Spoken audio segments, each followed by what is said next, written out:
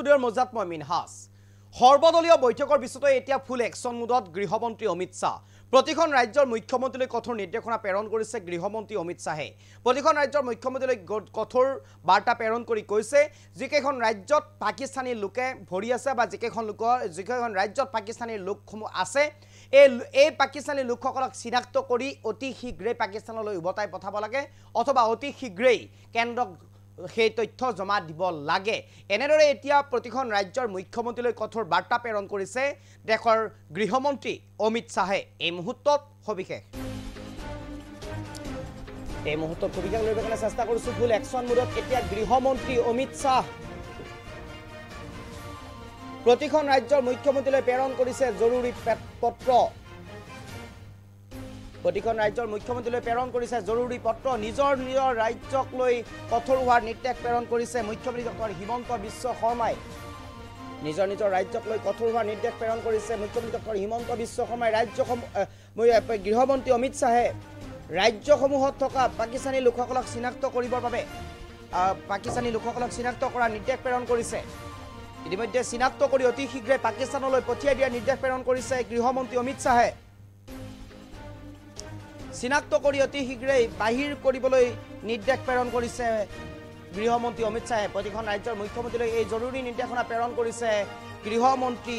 অমিত শাহে এই মুহূৰ্তৰ সবাতোকৈ গুৰুত্বপূৰ্ণ খবৰ কঠোৰ হৈছে গৃহমন্ত্ৰী অমিত শাহ ফুল একশ্যন মুডত এতিয়া গৃহমন্ত্ৰী অমিত শাহ পাকিস্তানৰ বিৰুদ্ধে কেইবাটাও গুৰুত্বপূৰ্ণ সিদ্ধান্ত লোৱাৰ পিছতে এতিয়া সৰ্বদলীয় বৈঠকৰ অন্তত প্ৰতিখন ৰাজ্যৰ মুখ্যমন্ত্ৰীলৈ প্ৰেৰণ কৰিছে জৰুৰী বাৰ্তা কঠোৰ হোৱাৰ নিৰ্দেশ প্ৰেৰণ কৰিছে প্ৰতিখন ৰাজ্যৰ মুখ্যমন্ত্ৰী ৰাজ্যসমূহত থকা পাকিস্তানী লোকসকলক চিনাক্ত কৰাৰ নিৰ্দেশ প্ৰেৰণ কৰিছে গৃহমন্ত্ৰী অমিত শাহে ইতিমধ্যে সৰ্বদলীয় বৈঠক যেনেকৈ কালি সন্ধিয়া হৈছিল সৰ্বদলীয় বৈঠকৰ পিছতেই এক প্ৰকাৰ এতিয়া ফুল একশ্যন মুডত দেখা পোৱা পৰিলক্ষিত হৈছে দেশৰ গৃহমন্ত্ৰী অমিত শাহক প্ৰতিখন ৰাজ্যৰ মুখ্যমন্ত্ৰীলৈ প্ৰেৰণ কৰিছে জৰুৰী পত্ৰ আৰু এই জৰুৰী পত্ৰত উল্লেখ থকা অনুসৰি যিসকল পাকিস্তানী নাগৰিক আছে ৰাজ্যসমূহত এই পাকিস্তানী নাগৰিকসকলক অতি শীঘ্ৰেই চিনাক্ত কৰিবলৈ নিৰ্দেশ প্ৰেৰণ কৰিছে আৰু চিনাক্ত কৰি সেই তথ্য কেন্দ্ৰৰ হাতত জমা দিবলৈ নিৰ্দেশনা প্ৰেৰণ কৰিছে যাতে অতি শীঘ্ৰে ভিছা তেওঁলোকৰ বাতিল কৰিব পাৰে এই লোকসকলক যাতে পাকিস্তানলৈ উভতাই পঠাব পাৰে তাৰ ব্যৱস্থা অতি শীঘ্ৰেই কৰিবলৈ কঠোৰ নিৰ্দেশ প্ৰেৰণ কৰিছে গৃহমন্ত্ৰী অমিত শাহে আৰু শেহতীয়াকৈ মাত্ৰ ৪৮ ঘণ্টাৰ সময়সীমা বান্ধি দিয়া হৈছিল ১ মে'ৰ ভিতৰতেই সকলো সিদ্ধান্ত কাৰ্যকৰী কৰাৰ নিৰ্দেশ প্ৰেৰণ কৰিছে এতিয়া গৃহমন্ত্ৰী অমিত শাহে এই মুহূৰ্তৰ সবাতোকৈ গুৰুত্বপূৰ্ণ খবৰ